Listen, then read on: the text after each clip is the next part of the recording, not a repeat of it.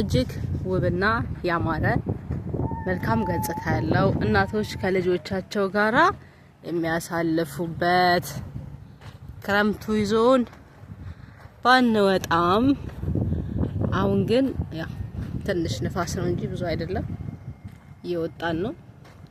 እንደምታዩት በጣም ውብ ነው። ዛፎቹ በበረዶ ሰዓት ይደርቃሉ።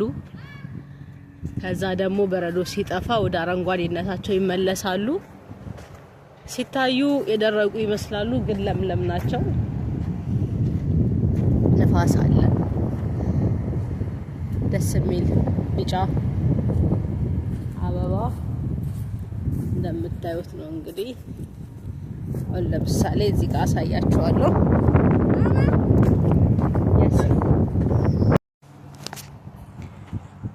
እንደምታዩት እዛች ጋር ትምህርት ቤት አለ። እዚህ ሀገር ላይ በነገራችን ላይ አጥር ምናምን አይታወቅም። ትምህርት ቤቱ እንደዚሁ ክፍት ነው። ተማሪዎች ብቻ ትምህርት ሲኖራቸው ወደ ትምህርት ቤቱ ይሄዳሉ። እንደምታዩት ነው። አጥር የሚባል ነገር የለም።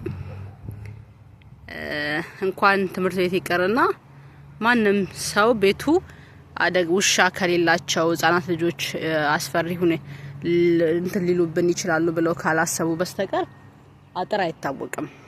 ድንበር ምናምን ነገር የሚባል ነገር እንዲሁ ይታወቃል። የኔ ድንበር እዚህ ድረስ ነው፣ በቃ ኖርማል ነው። ጎረቤት ለጎረቤት እንደዚች ይኖራል ማለት ነው።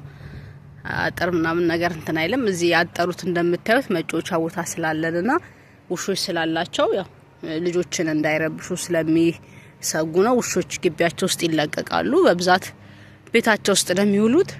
በነገራችን ላይ እዚህ ሀገር ለውሻ ያለው ፍቅር፣ ክብር፣ እንክብካቤ ከምነግራችሁ በላይ ነው።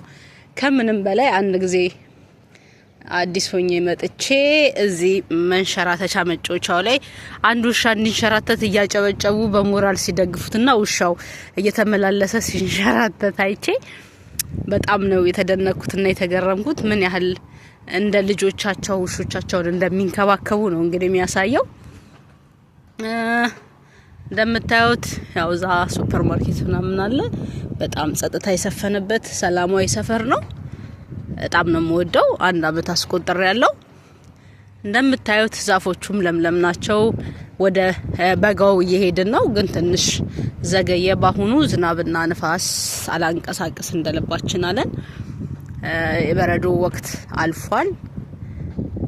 ክረምቱ ከባድ ነበር ትንሽ፣ ግን ቢሆንም ደስተኞች ነን እኛ። የተለያዩ ዛፎችን አረንጓዴ፣ በተለያየ ቢጫ ከለር፣ ቀይ፣ ብቻ የተለያየ የቅጠል አይነቶች ነው የበለጠ የምናየው። በሚቀጥለው ቪዲዮ ላይ እንግዲህ ያው ላቀርብላችሁ ሞክራለሁ ማለት ነው።